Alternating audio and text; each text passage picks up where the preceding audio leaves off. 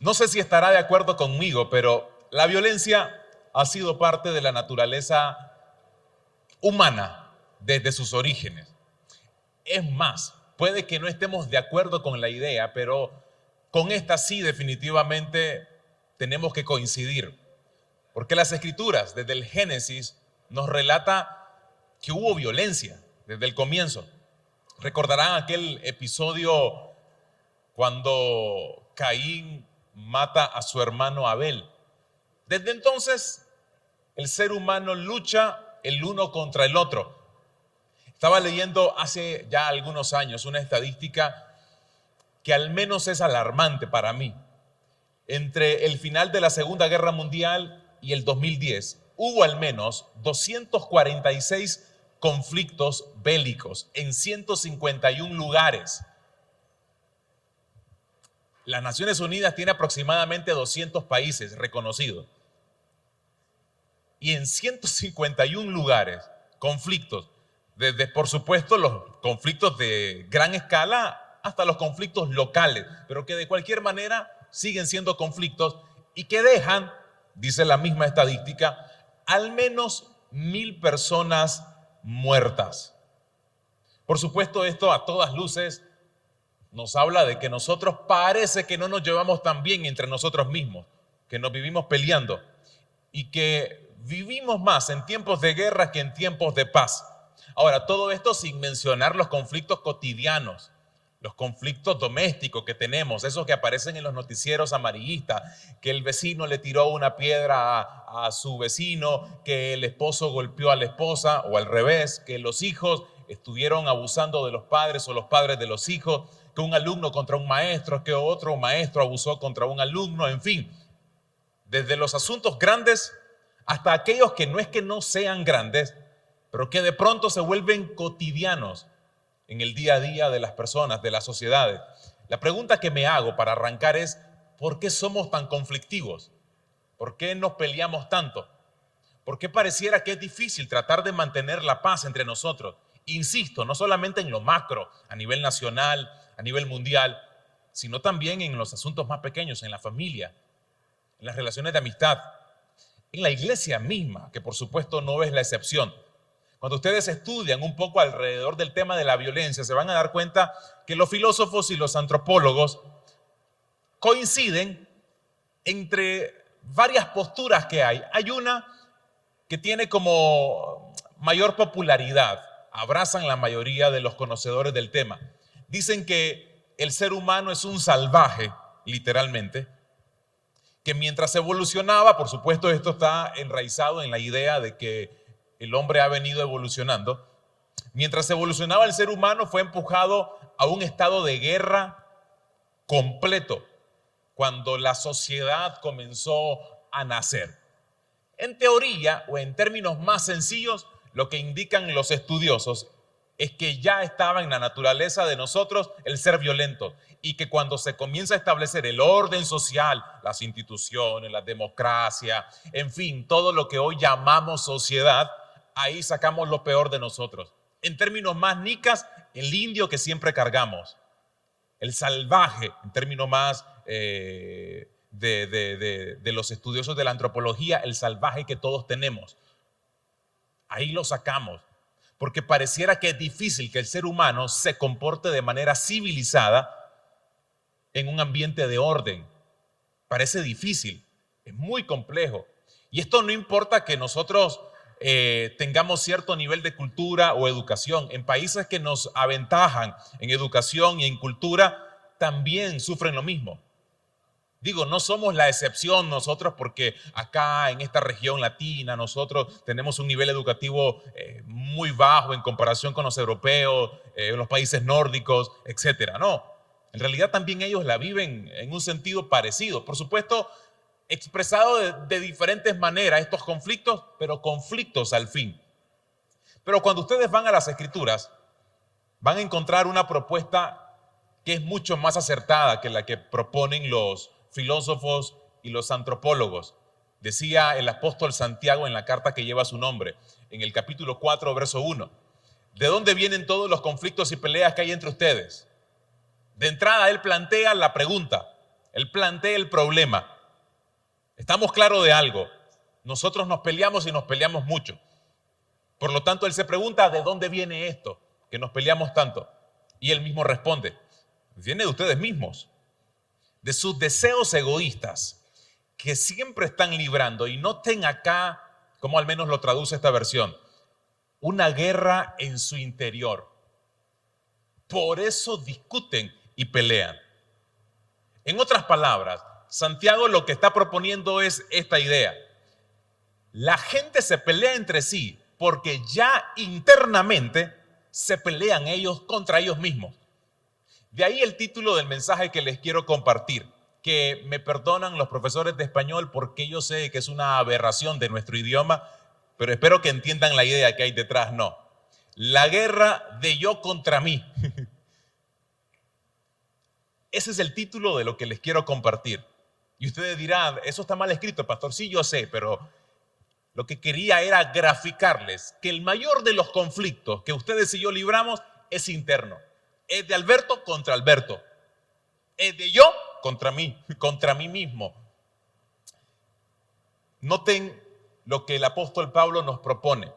Pablo nos propone que esta guerra que nosotros estamos librando es entre la vieja naturaleza y la nueva naturaleza que tenemos. Es particularmente los creyentes. Ahora me voy a abocar en el contexto de los creyentes. Noten lo que dice Pablo en Romanos 7, versículos 22 y 23, en un arranque de sinceridad, donde Pablo se sincera de forma muy abierta, muy auténtica, y dice lo siguiente: en mi interior, es decir, en mi nueva naturaleza, para tratar de entenderlo, lo que intenta decir, en mi interior, yo estoy de acuerdo con la ley de Dios. Noten la propuesta de Pablo al iniciar esta idea. En mi interior, en esta nueva vida en Cristo, yo estoy de acuerdo con la ley de Dios. Es decir, yo entiendo lo que Dios propone, yo entiendo el mensaje del Señor. Pero, añade, veo que aunque mi mente la acepta, en mi cuerpo, la vieja naturaleza, graficando de esta manera la vieja naturaleza, en mi cuerpo hay otra ley que lucha contra la ley de Dios. Note el término bélico que está usando. Hay otra ley a nivel interno aquí que lucha, que combate, que tiene un conflicto con mi otro yo. Con ese otro que reconoce que hay un Dios que dicta ciertos principios y cierta forma de vivir. Esa otra ley es la ley que impone el pecado. Esa ley vive en mi cuerpo y me hace prisionero del pecado. Y digo que es una idea sincera de Pablo, porque si somos nosotros igual de honestos, nos vamos a dar cuenta que es el mismo conflicto que todos los que estamos en esta sala tenemos. Hay un asunto interno que libramos entre lo que tenemos que hacer y lo que queremos hacer. Toda la lucha que cuando uno no la logra canalizar de la manera correcta, desemboca en conflictos externos. Si yo no logro resolver esta lucha interna, todo lo demás será consecuencia justamente de la incapacidad que tengo para traer paz en mi ser interior. Recuerden esa idea, porque esa es la clave. Mi incapacidad para traer paz interior, para colaborar en mi paz interior, va a desencadenar los distintos conflictos en los que me voy a ver envuelto. No importa cuáles sean, a nivel macro, a nivel micro, a nivel de familia, a nivel de relación, a lo mejor con un amigo, con alguien de la iglesia, etcétera. Porque los conflictos externos se resuelven prestándole atención al conflicto interno que todos tenemos.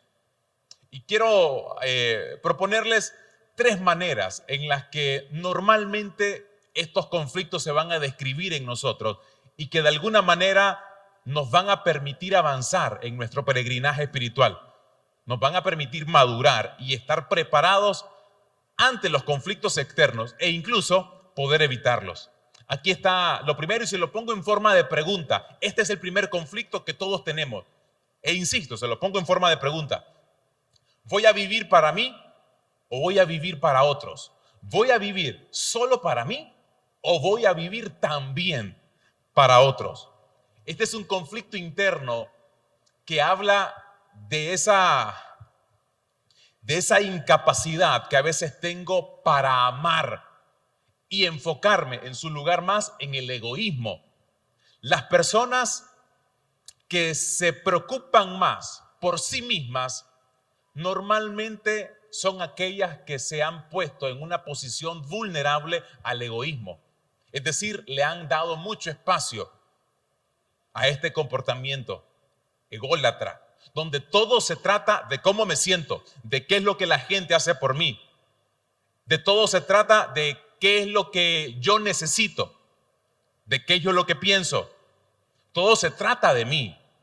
Y cuando todo se trata de mí, se va a generar sí o sí un conflicto, porque te vas a enojar cuando alguien no te trate como vos querés, como vos crees que necesitas ser tratado.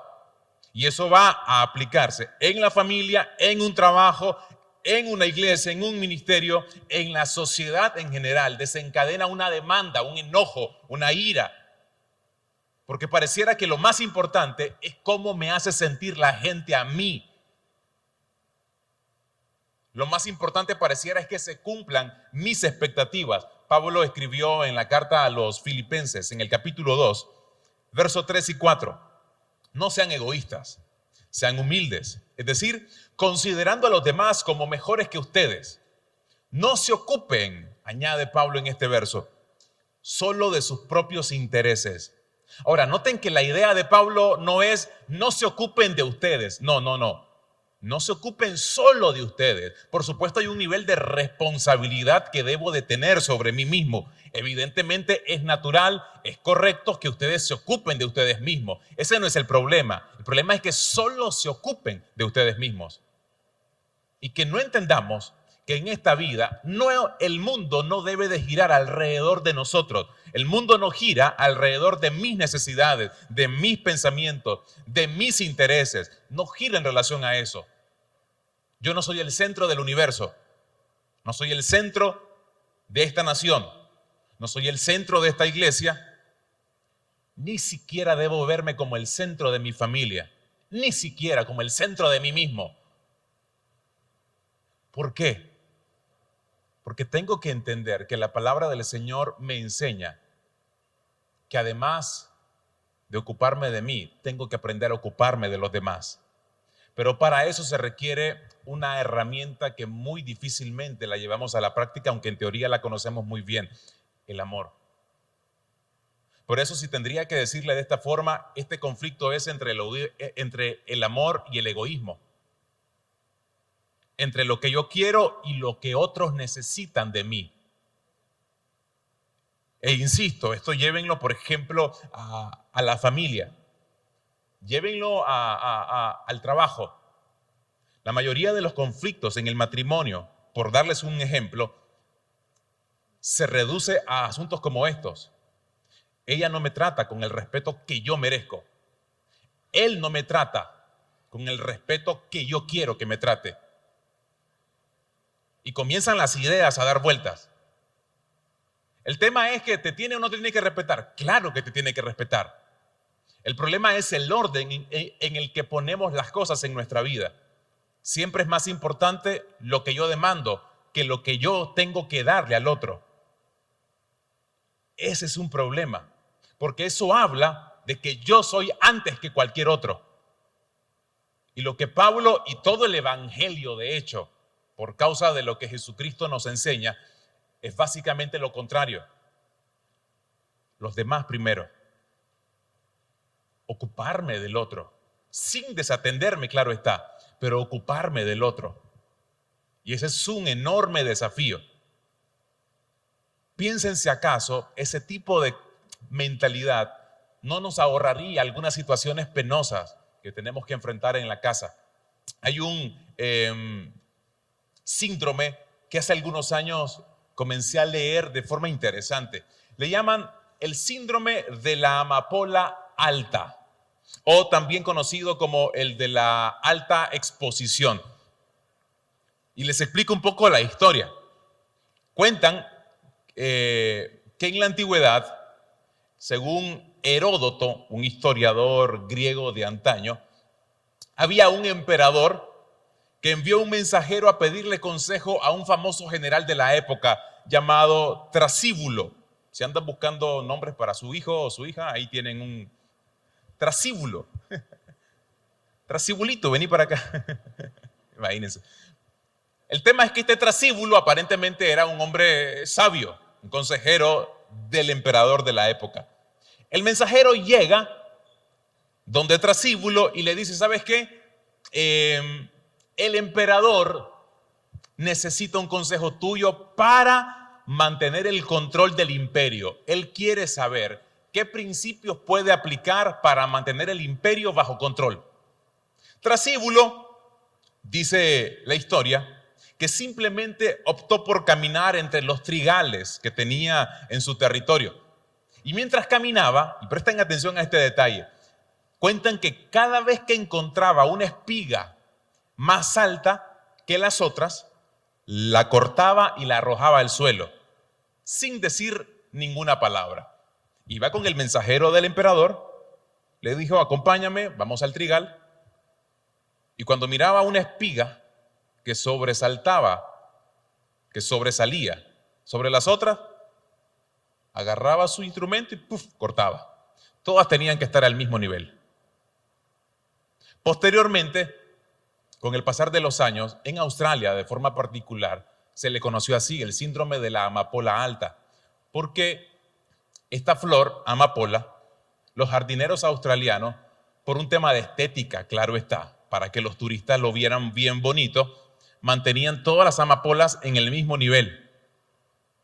Pero esto se hizo turísticamente tan atractivo que hasta se llegó a meter dentro de la cultura misma australiana. Cuentan los que conocen un poco de aquella nación que la cultura de los australianos es una que no suele darle mucho énfasis a las personalidades. Les vuela la cabeza a quien sea para que todos estén al mismo nivel. Porque pareciera de que no les gusta que otros sobresalgan. No les gusta. Dicen algunos que ellos no suelen tener héroes como en otras naciones. Les vuelan la cabeza a todos. Aquí todos somos iguales. Y eso parecería, si uno no lo quiere ver desde una perspectiva, parecería interesante la idea. Pero por otro lado, se han dado cuenta que esto ha llevado a cierto sector de la sociedad a querer volar la cabeza a cualquiera, porque no querés que ninguno sobresalga. Y es interesante, porque a lo mejor tendríamos nosotros herramientas para ayudarle a otras personas a crecer y que crezcan más que nosotros mismos, que les podamos ayudar a ser mejores, pero difícilmente eso va a ser posible cuando seamos egoístas. Es difícil, porque si nosotros solo estamos pensando en nosotros mismos, solo vamos a pensar en crecer y no en ayudar a otros a crecer. Entonces noten cómo este conflicto genera grandes guerras a nivel mundial y a nivel micro también. Entonces, ¿qué van a decidir ustedes en este conflicto interno? Entre amor y egoísmo. Es algo que en algún momento de sus vidas van a tener que definir de forma clara. El segundo conflicto interno. ¿Me voy a aferrar al dolor o al perdón?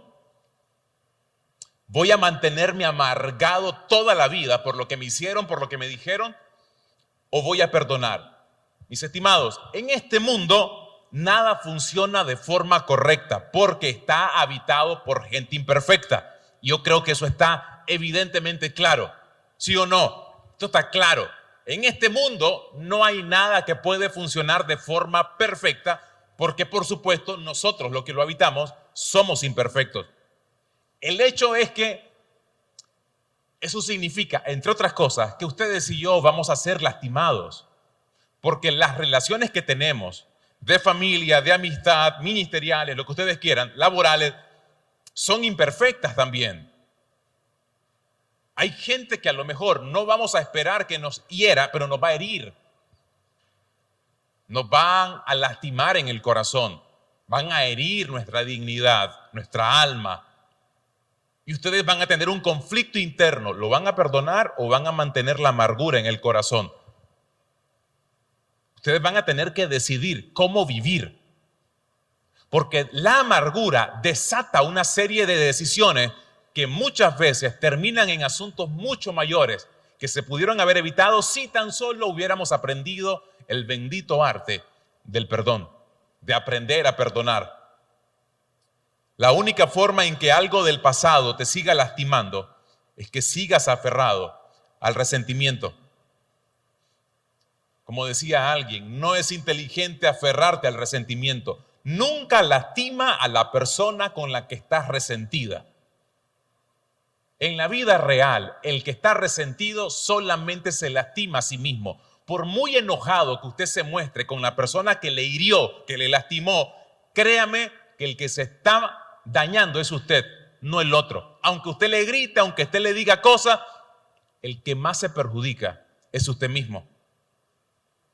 Y es muy peligroso, por supuesto. Decía el escritor de Hebreos en el capítulo 12, verso 15, tengan cuidado, no dejen brotar ninguna raíz de amargura, pues podría estorbarles.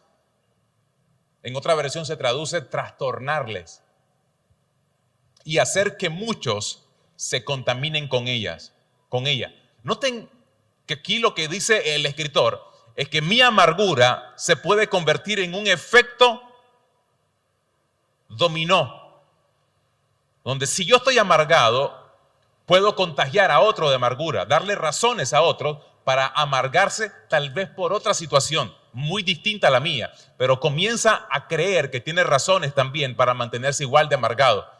Y muy a menudo las personas amargadas se reúnen con otros que están iguales.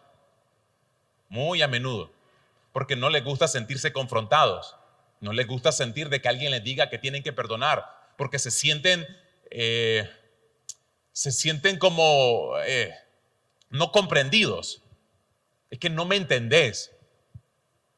Es que vos lo decís fácil, pero es que lo mío no es que me mintieron, no, me hicieron esto, me quitaron esto otro. Y aquí es cuando comenzamos a construir una serie de argumentos para tratar de justificar el mantenernos amargados en el corazón, cuando en realidad no hay ningún argumento que logre sostener una amargura en el corazón. ¿Por qué lo digo? El mismo Jesús, mis estimados, no existe ninguna herida más profunda, ninguna ofensa más fuerte que la que le provocaron al mismo Dios. Cuando le cuelgan al Hijo en aquella cruz, Él mismo llegó a decir, perdónalos, perdónalos. No hay ofensa mayor en esta historia de la humanidad que aquella que sucedió en la cruz del Calvario. Y el mismo Dios estuvo dispuesto a perdonar. Dígame, ¿qué de lo que nos han hecho se parece a eso? Con esto no intento ser insensible ante el dolor que seguramente le provocaron. Porque la amargura justamente sucede por causa de algo que me dolió, que fue injusto a lo mejor. Porque hay amarguras también que no necesariamente se sostienen por algo justo, que no son justificadas. Tiene que ver con inmadurez, tiene que ver con una hipersensibilidad de algunas personas, que no le puedes decir nada porque se enojan, se molestan, y a lo mejor no era ni siquiera como para molestarse, pero eso es otro asunto. Pero yo sé que también hay personas que están amargadas por cosas que evidentemente fueron muy injustas, dolorosas, que nadie en este mundo a lo mejor merecía recibir o vivir. Pero aún así, mis estimados, el principio sigue siendo el mismo. ¿Recuerdan cuando Pedro se le acerca a Jesús y le dice, maestro, ¿cuánto tenemos que perdonar? ¿Hasta 7 veces? En aquella cultura, en los tiempos de Jesús, se creía que un judío era muy piadoso, muy noble, si perdonaba al menos 3 veces a un ofensor. Eso era como diríamos en un lenguaje más evangélico, era un hombre muy ungido, muy evangélico, muy espiritual, muy maduro en aquella época. Perdonar 3 veces al ofensor, ya la cuarta ya no. Entonces Pedro viene, y noten que Pedro fue muy astuto. Señor, ¿Cuánto tenemos que perdonar a nuestros ofensores? Hasta 7 veces, le sube el doble y un poquito más como para sorprender a Jesús, no. Hasta 7 veces. Y Jesús le responde, y ustedes sabrán, no te digo 7 veces, sino hasta 70 veces 7. Y por supuesto no es 490 el cálculo que tenemos que sacar, sino tenés que ver el perdón como un estilo de vida. Tenés que ver el perdón como tu estilo de vida. Porque aquel que lleva cuentas de lo que ha perdonado, no está perdonando. No está perdonando. De hecho, el apóstol Pablo en 1 Corintios 13, en aquel famoso tratado del amor, en la versión Nueva Traducción Viviente dice, el amor no lleva registro de las ofensas recibidas. No lleva registro, dice en esa versión. Muchos de nosotros llevamos registros. Nuestro cuaderno contable de cuántas veces nos la ha hecho y cuántas veces le hemos perdonado a alguien sus ofensas. No estoy hablando de que como perdono la cosa sigue igual. Evidentemente este no es el mensaje para hablar acerca de la restauración de una relación después del perdón. Pero eso no significa de que no tengo que poner la base fundamental, que es el perdón. Y una vez más, ¿usted qué va a hacer en ese conflicto interno? ¿Va a mantenerse empecinado en mantener la amargura o va a perdonar? Y número 3, el último, ¿siempre debo hacer lo que quiero? Ese es otro conflicto con el que vamos a lidiar. Desde los más jóvenes hasta los mayores de edad. Desde los adolescentes que tienen la tendencia natural a ir en contra de la voluntad de sus padres, hasta los jóvenes cuando comienzan a encendérseles las hormonas y por supuesto también el enamoramiento comienza a aparecer y nos lleva a creer de que hay cosas que sí tenemos permiso de hacer con el novio o con la novia. Como también cuando uno comienza a trabajar, ¿hago o no hago esto? ¿Debo firmar o no este documento? ¿Acepto o no esa plata por debajera aunque no tenga nada que lo respalde? ¿Hago aquí o hago allá? ¿Siempre debo hacer lo que quiero? Ese va a ser un conflicto interno con el que todos vamos a lidiar. La conciencia nos va a acusar en algún momento, en otros momentos a lo mejor no. Pero independientemente de que la conciencia nos acuse o no, habrá esa pregunta que responderse. ¿Debo hacer siempre lo que quiero? ¿O debo de hacer lo que debo? Que es muy diferente. Gálatas 5:17 dice, porque esta, refiriéndose a la carne, esta desea lo que es contrario al espíritu y el espíritu desea lo que es contrario a ella. Los dos se oponen entre sí, de modo que ustedes no pueden hacer lo que quieren. Y aquí es donde la mayoría de nosotros probablemente nos deslizamos. Porque en una sociedad como la que ustedes y yo vivimos, de que todo tiene que ser rápido, de que la paciencia no es necesariamente una de las virtudes que tenemos como sistema social, a menudo frases como esta, observen en pantalla, obedece tu sed, llama hoy. Noten ese tipo de pensamiento, obedece tu sed, llama hoy, retira hoy y paga después. Haz lo que se siente bien, compra hoy, crédito fácil, llame ya. Te invita a darle rienda suelta a un deseo que hay. Y no necesariamente por cosas malas, a lo mejor son cosas que son útiles. Pero noten la forma hasta que incluso se nos venden los productos o los servicios. Llame ya, ¿por qué va a esperar? Dicen, ya, enjaranate ya. Crédito fácil. ¿Querés este equipo? ¿Querés este televisor? ¿Por qué tenés que ahorrar si te podés enjaranar? ¿Por qué? Porque ir poco a poco, si nosotros te podemos estrangular poco a poco también. Y ahí es donde nosotros decidimos por lo que queremos y no lo que debemos. Y claro, en el discurso que les estoy compartiendo ahorita, dice uno, sí, tiene sentido, pero en la práctica es un desafío. Porque el deseo a menudo está sobre lo razonable, sobre lo sabio. porque no tenemos siempre la capacidad para tomar decisiones más tranquilas, más al suave, más pensadas, más con sentido común. Queremos comprar cosas cuando queremos. Queremos sexo cuando queremos. Queremos comer cuando queremos, porque hasta en la comida este asunto se manifiesta, claro está. Compro cuando yo quiero y no cuando debo. Tengo sexo cuando quiero y no cuando debo. Como cuantas veces quiero y no de la forma en que debo. Y esto, por supuesto, genera serios conflictos. Es la disciplina, mis estimados, y no nuestros deseos, lo que determina nuestro destino. Es la disciplina y no nuestros deseos lo que determina nuestro destino. Voy cerrando y les ofrezco una lucha más que también a veces tenemos como seres humanos. La lucha entre si sigo o me rindo. Y eso en todas las instancias de la vida. Se los puedo decir a nivel ministerial. Las veces que su servidor pensó, ¿sigo en esto o me rindo? ¿O renuncio? A nivel de matrimonio, es probable que a algunos se les haya cruzado este conflicto interno. ¿Sigo peleando por sostener este matrimonio o nos divorciamos? Ya me divorcio. ¿Sigo creyéndole a Dios de que va a responder a mi oración o ya definitivamente me doy por vencido y me doy cuenta de que Dios tiene otro asunto, otro plan, o a lo mejor ni siquiera está interesado en lo que yo le estoy pidiendo? ¿Sigo o me rindo?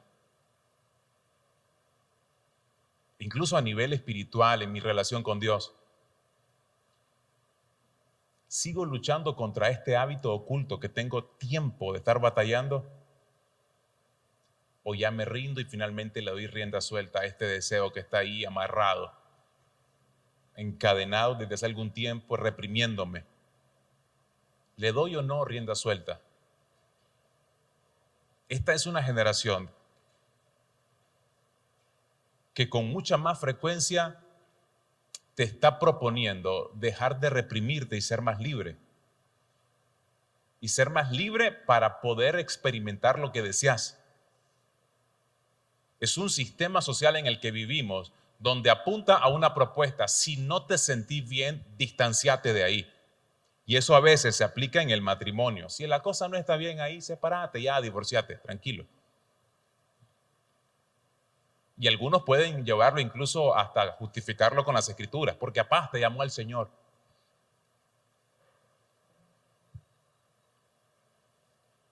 Y una serie de ideas que se nos venden desde afuera. ¿Me rindo o no me rindo? Y les planteo una quinta más, pero esta quinta va particularmente para un grupo especial.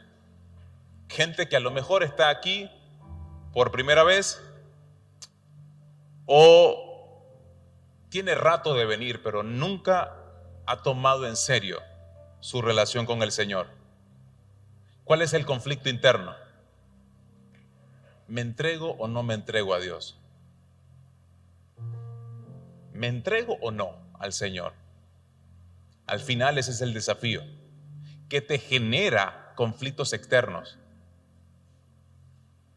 Porque la gente allá afuera, aunque no siempre lo reconozcan y aunque no siempre lo sienten, viven con serias crisis existenciales.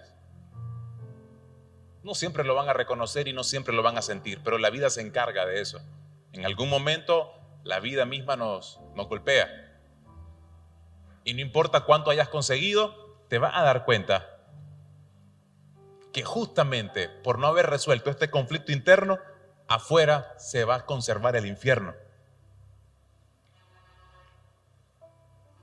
Porque no terminaste de decidir. ¿Recuerdan a Pilato?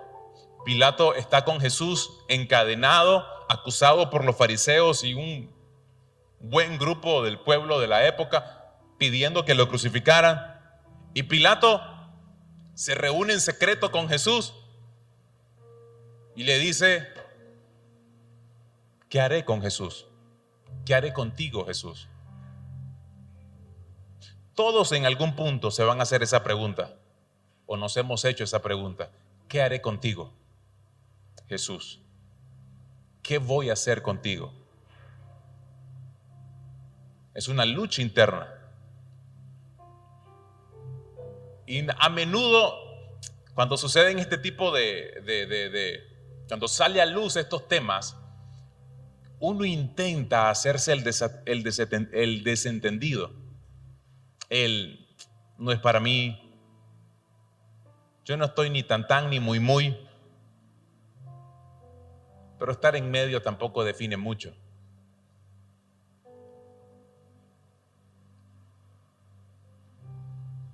¿Te vas a rendir finalmente o no al Señor?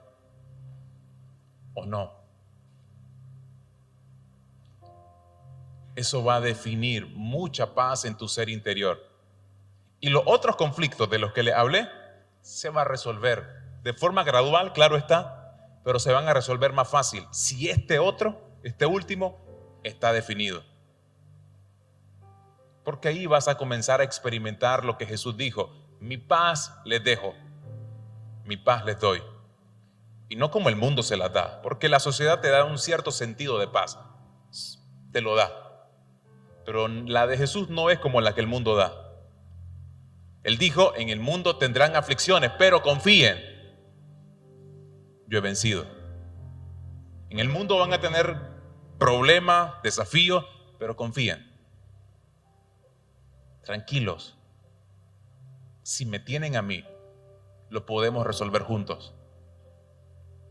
Pero otra vez, mis estimados invitados por primera vez, o amigos que tienen rato de venir, pero que a lo mejor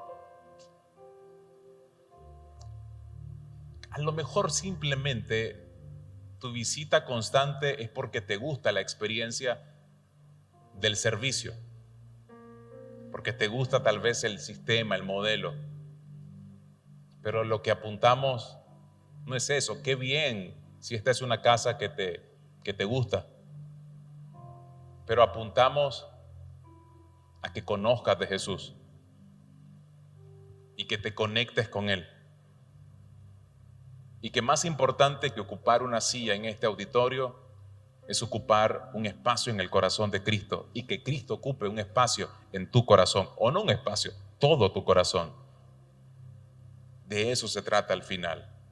Cierren sus ojos, por favor, por unos segundos.